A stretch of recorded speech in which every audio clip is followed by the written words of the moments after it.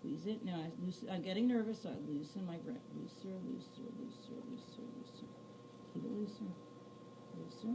Oh, I'm getting nervous, so I gotta loosen my grip. Keep loosening it. Looser, but I keep going. And notice, where is my thumb? It is on the right hand.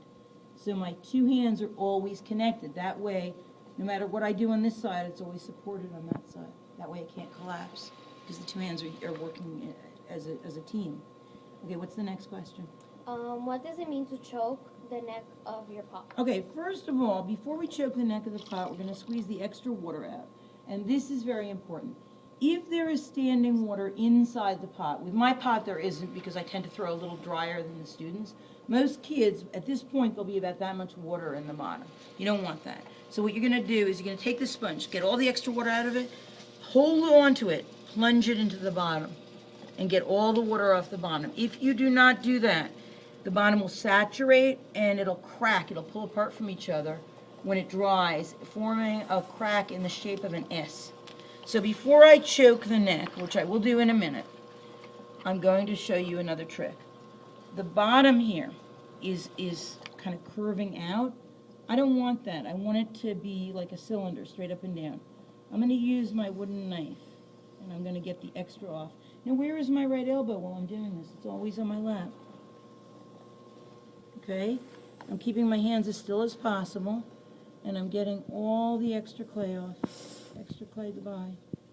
If it starts to kind of rip, that means your knife isn't wet enough. You got to keep wetting your knife. But see how I'm gently getting the extra clay off? Now I can use the rib, just sliding it in here, and it can angle in the bottom of the pot. Okay? You always want to have the bottom of the pot angle in a tiny bit. That's called making a foot. So that's the foot. This is the body of the pot. And now I need to make a shoulder and a neck. Now, if I want to make a body to my pot, I can push out a tiny bit here. But I got to make sure my thumbs are connected. And whatever I push, I'm catching it with my right hand. And see how my right elbow's on my lap? So that way, if I push out, I'm getting a little kind of a fat body to it, okay? And make sure your fingers are opposite each other. Otherwise, you're going to just collapse it. And just push a little bit, always working from bottom to top. So now I've done the body, and now I need to make the neck. What does it mean to choke the neck? Watch. My hands are very wet. I push in, and I make a neck.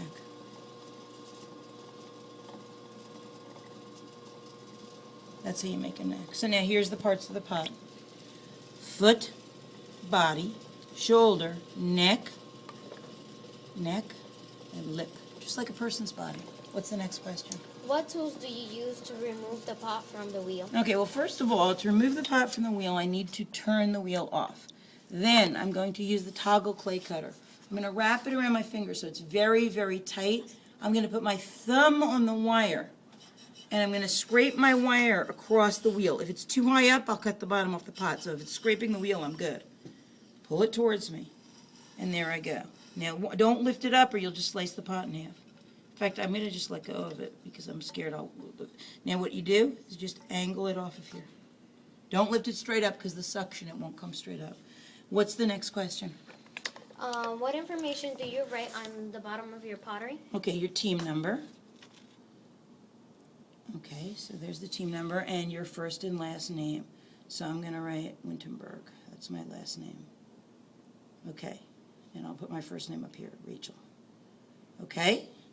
Now, what's the next piece of information we need? It's got to do with cleaning up, right? Yeah.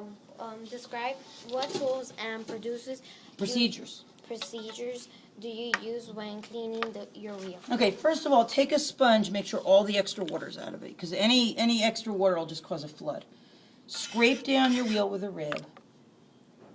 Wipe the entire area into this lower splash bucket, right like that, okay? And then this lower splash bucket, you don't ever have to clean it, but just dump it in there. Now, you don't want to ever dump clay down the drain, but you do need to clean up.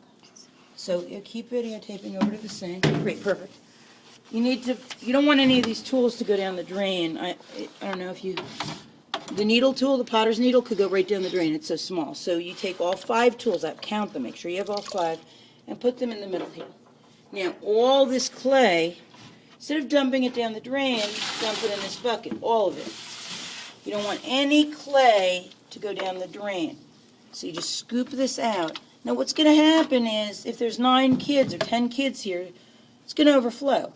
But all the clay will sink to the bottom, and the only thing overflowing will be the water. Okay?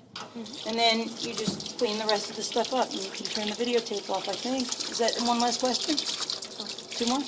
Where did you dump the extra clay to prevent it from going down the drain? Right there. Okay? And where do you put your clean bucket when you are done cleaning up? Okay, I'll show you exactly where to do that. All you have to do is take all this stuff, put it in here. You have to make sure the bucket is empty because otherwise the wooden tools will get moldy. And look, you put it right under the sink. You can turn the videotape off now because you got